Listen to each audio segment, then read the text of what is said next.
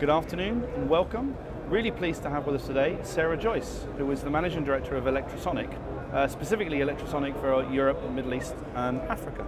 Sarah, welcome. Lots of things to talk to you about today. You are probably one of the only people that we've met this week that's been to the very first ISE in Geneva. I did indeed. Yes, I can't count and don't wish to count how many years ago it was. It was lovely, smaller, obviously so much smaller show, but great to see how the industry has developed, how we've expanded, how we've grown, and also how solution focused we've become, which is wonderful. As you said, yes, I work for Electrosonic. I run it in the region of Europe, Middle East and Africa.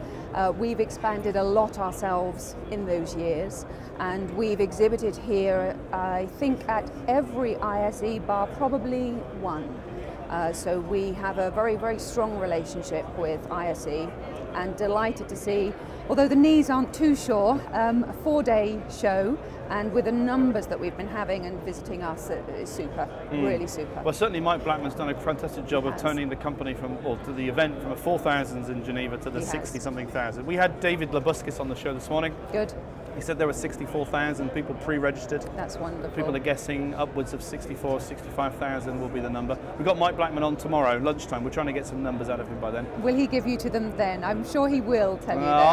I'll squeeze him somewhere and make sure it happens in front of a live audience. Isn't that fantastic? 64, 65,000 people now attending a trade show. It shows the importance and the value of our industry, and specialised still very much as an AV industry. For sure. Now, you talk passionately about the industry, but I know one of your other passions is the women in Infocom networking stuff. Yes, it is. When you were an Infocom board director, that's something that started up. Tell us a little bit more about what we call it WIN, I think it's... We do, yes, we do. Thank you. I kindly volunteered myself to organise the first one last year. I didn't realise that's what I was letting myself in for.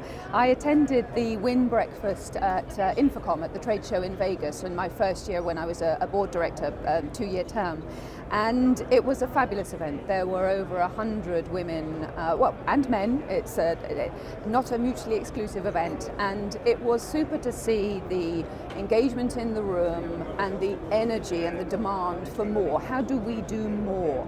And I kindly volunteered myself by saying, can we do this in ISE? We've got such a huge, important market here across Europe, Middle East, so many international visitors that come. Is this something we can talk to Mike about to do here as well? And then a couple of months later, I found that I was giving the opening presentation. So delighted to do that again this year. Worked very closely with Jane Hammersley from Maverick. Jane is on her first year on the Infocom Leadership Search Committee. What we did this year was, rather than have presentations, we very much wanted to get a working groups and hear from the people in the room, what did they want in region.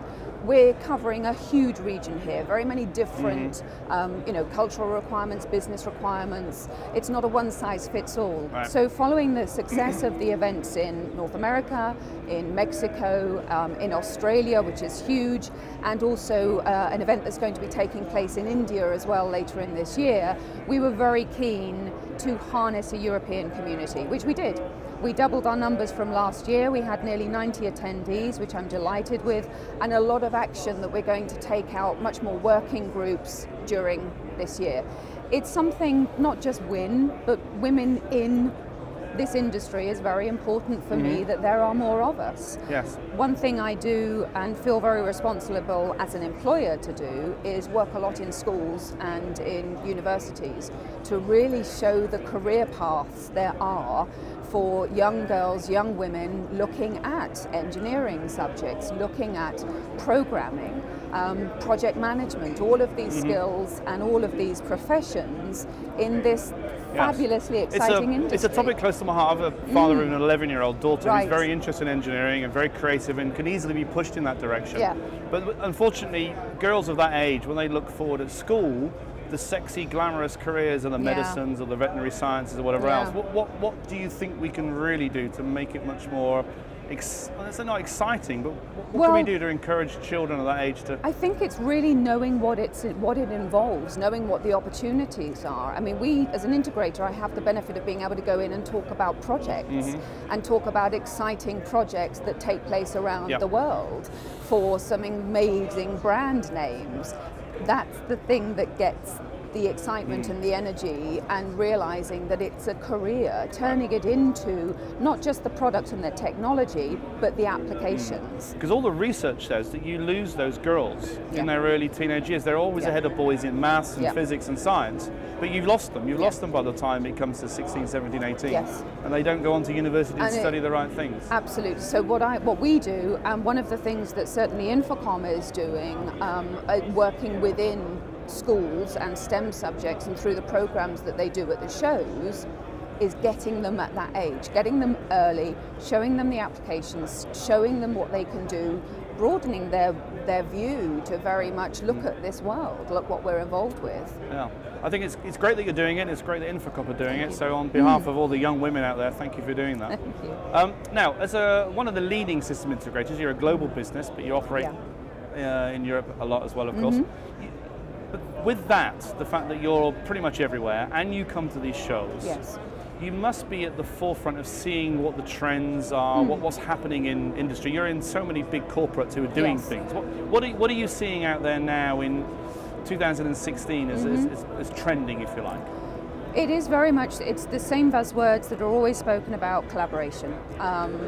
Very, very much making large organizations able to make quick, simple decisions swiftly, easily, and bringing groups of people together in non-traditional meeting rooms. It's what every integrator will talk to you about, and it's how we can do that. So it's certainly through products and innovations that have come out with huddle spaces, very, very many more organizations looking to have mass deployment of video, and not the traditional, we need to physically go to a room that needs to be booked and coordinated with a conferencing bridge service, etc., etc. We provide that as well, but it's quick, easy decision making. This is mission critical for our businesses, for all of our organizations. So would you say there's a consumerization of some of that stuff as well, making it a lot more easy, like you'd expect with an iPhone or whatever? Absolutely right. That's what everybody's seeing. All the next generations are coming out of university. They are expecting to be able to use every product and tool they are used to doing, and you have to do that within business.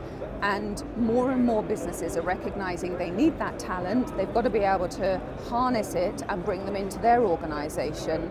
How do we do it? Okay, I'll put you on the spot. Last question. What's the one thing that you've seen, or the one thing you think people should see while they're at ISC for the last 2 days?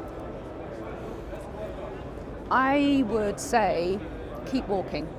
Keep walking, because you think you've seen it, and then you find another hall and amazing products and solutions being provided. Keep walking, because there is so much that is tucked away that is hugely valuable to see. So you think you've done it and you haven't tipped the requirement. Sarah, I hope you brought your walking shoes with you. Thank you very much indeed.